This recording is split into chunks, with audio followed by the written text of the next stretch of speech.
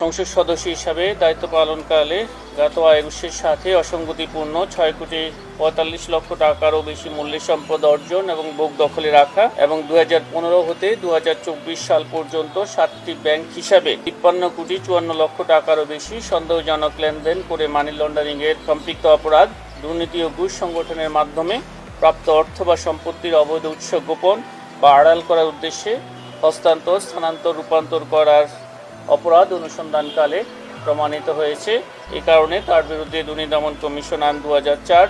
Money laundering প্রতিরোধ আইন ২০১২ এবং দুর্নীতি প্রতিরোধ আইন ১৯৪৭ এই সংশ্লিষ্ট ধারায়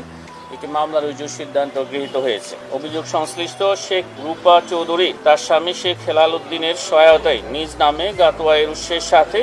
অসঙ্গতিপূর্ণ ৬,৮২,০০,০০০ টাকারও বেশি মূল্যের সম্পদ অর্জন ও বুক দখলে রাখার অপরাধে জনাব শেখ রূপা চৌধুরী, স্বামী শেখ হেলাল উদ্দিন এবং জনাব শেখ হেলাল উদ্দিন সাবেক সংসদ সদস্য বাগেরহাট ১ এর বিরুদ্ধে দুর্নীতি দমন কমিশন আইন ২০০৪ এর সংশ্লিষ্ট ধারায় এবং দণ্ডবিধির ১০৯ ধারায় আরও একটি মামলা রুজুর সিদ্ধান্ত গৃহীত হয়েছে।